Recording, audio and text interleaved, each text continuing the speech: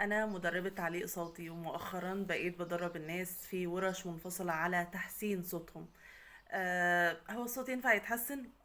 ومن التجارب اللي أنا مريت بيها في الورش دي إن الناس بتتعرض للتنمر بسبب صوتها. انت راجل وصوتك قالب على ست غصب عنك، تنمر. الناس بتتعرض يعني هتبدأ ان هي تتنمر عليك، وحرفيا موضوع فارق جدا في النفسية، وطبيعي ان هو يفرق في النفسية.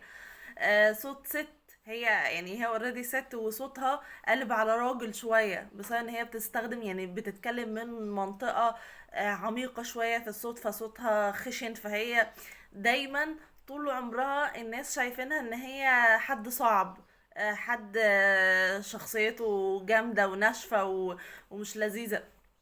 يا على كمية الفرحة لما الناس بتحسن صوتها وتتكلم من المنطقة اللي فيها أريحية، واللي بجد بتعبر عن سن صوتها الحقيقي. يعني برضو في ناس في سن كبير، سي في التلاتين أو الأربعين، يعني حد سن كبير يعني كويس، فبيتكلم بصوت طفولي كأن حد عنده 10 سنين مثلا، غصب عنهم.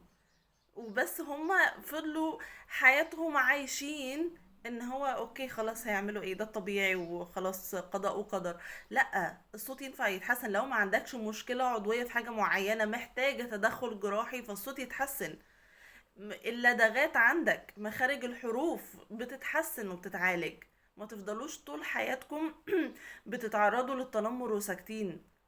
لو عندك مشكلة ابدأ دور، افتح جوجل كده، افتح تشات جي بي تي، افتح يوتيوب، واسأل هو الموضوع ده ينفع يتحسن ولا لأ. لو لقيت فيه أمل انه يتحسن ويتعالج، دوس في الموضوع.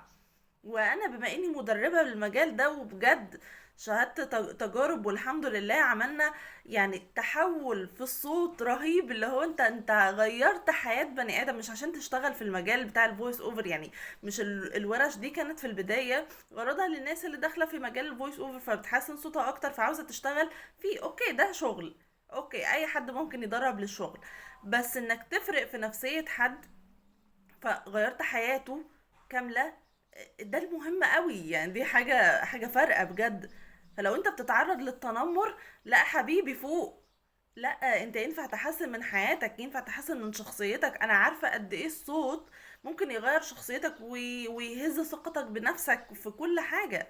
فلا اتكلم، ولا ينفع صوتك يتعالج. والناس اللي كانت بتتريق على ورش تحسين الصوت، لا، الناس عندها مشاكل بجد، وبجد صوتها بيفرق وصوتها بيتحسن من خلال التدريب. ادخل كده ودور على تدريبات تحسين الصوت بتتعمل ازاي، وابدأ شوف ايه المشكلة اللي عندك بالظبط، وابدأ دور على حل ليها، وان شاء الله كل حاجة هتتظبط. ما تسيبش نفسك تتعرض للتنمر.